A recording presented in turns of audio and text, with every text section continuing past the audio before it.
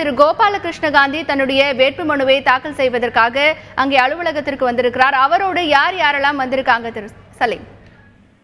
சோனியா காந்தி அவர்களும் மன்மோகன் சிங் அவர்களும் இதர கட்சி தலைவர்களும் வந்திருக்காங்க. மொத்தம் 18 எதிர்கட்சிகள், காங்கிரஸ் உட்பட காங்கிரசினுடைய தலைமையில் 18 எதிர்கட்சிகள் ஒன்று வந்து திரு கோபாலகிருஷ்ண காந்தி அவர்களை களத்தில் நிறுத்தி உள்ளார்கள்.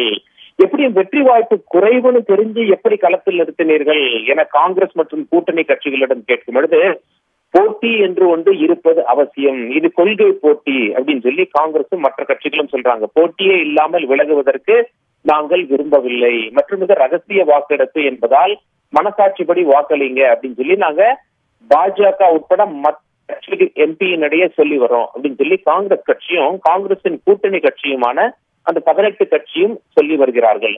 திரு கோபாலகிருஷ்ண காந்தி என்று நாம் பார்க்கும் பொழுது முதல்ல காங்கிரஸ் கட்சியில பேசி பார்க்கும்போது என்ன தெரியுது அப்படின்னா, காங்கிரஸ் கட்சி இவரை ஜனாதிபதியாக களத்தில் நிறுத்தத்தான் தயாரானார்கள். நெஹ்ரா குமார் அவர்களுடைய பெயர் அப்பொழுது பேசப்படவில்லை. திடீரென்று பாஜக அதிரடியாக திரு ராம்நாத் கோவிந்த் அவர்களை களத்தில் நிறுத்தினார்கள். உடனே இவங்க என்ன பண்ணாங்க அப்படின்னா, இவங்களையும் அதாவது நெஹ்ரா குமார் அப்படிங்கிறவங்க பீகார் மாநிலத்தை சேர்ந்தவர்கள். பீகார் மாநிலத்தின் கவர்னராக இருந்தவர் தான் திரு ராம்நாத் கோவிந்த்.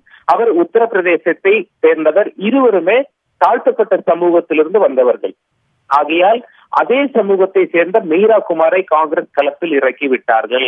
அதனால ஜனாதிபதி வாய்ப்பு தான் திரு கோபாலகிருஷ்ண காந்தி அவர்களுக்கு கொடுக்க முடியவில்லை வேறு சில சூழ்நிலை காரணமாக. எனவே துணை ஜனாதிபதி வாய்ப்பாவது அவருக்கு கொடுத்து விட வேண்டும் என்பதால் தான் இந்த முடிவு அப்படின்னு சொல்லி காங்கிரஸ் வட்டாரங்களில் பேசி பார்க்கும் பொழுது நமக்கு அவங்க ரகசியமா தகவல் சொல்றாங்க. இது ஒரு புறம் இருக்கு. இல்ல திரு கோபாலகிருஷ்ண காந்தி யார் என்று நாம் பார்க்கும் பொழுது, மகாத்மா காந்தியினுடைய தந்தை வழி பேரன் அவரு, அதாவது தாய் வழி தாத்தா இவருக்கு வந்து ராஜாஜி. அதனால் ராஜாஜிக்கும் பேரன், மகாத்மா காந்தி அவர்களுக்கும் பேரன். ஐஏஎஸ் அதிகாரி, ஐஏஎஸ் தேர்வு எழுதி தேர்ச்சி பெற்று ஐஏஎஸ் அதிகாரியாக நம் தமிழகத்தில் பணி செய்தவர். தமிழகத்தில் ஐஏஎஸ் அதிகாரியாக பணி செய்தது மட்டுமல்லாமல் இலங்கைக்கும் தென்னாப்பிரிக்கா நாட்டிற்கும் இந்தியாவின் தூதராக பணி செய்தவர். அது மட்டுமில்ல, துணை ஜனாதிபதிக்கும் அப்பொழுது ஜனாதிபதிக்கும் செயலாளராக பல வருடங்கள் பணிபுரிந்தவர். இப்படி ஒரு ரெக்கார்ட் இருக்கு அவருக்கு. அவருடைய வயது 71. இவரைத்தான் காங்கிரஸ் இப்பொழுது களத்தில் நிறுத்தி உள்ளது. யாருக்கு வெற்றி வாய்ப்பு அதிகம் என்கிற கேள்வி வந்ததென்றால், துணை ஜனாதிபதி தேர்தலில் யாரெல்லாம் ஓட்டு போடுறாங்க அப்படின்னு சொல்லி பார்க்கணும். துணை ஜனாதிபதி தேர்தல் என்று எடுத்துக்கொண்டால் எம்எல்ஏக்கள் ஓட்டு போட முடியாது. ஜனாதிபதி தேர்தலில் எம்எல்ஏக்களுக்கு ஓட்டு போடும் அதிகாரம் இருக்கு. துணை ஜனாதிபதி தேர்தலில் எம்எல்ஏக்களுக்கு ஓட்டு போடும் அதிகாரம் கிடையாது. ராஜ்யசபா எம்பிக்கள் ஓட்டு போடலாம், லோக்சபா எம்பிக்கள் ஓட்டு போடலாம்.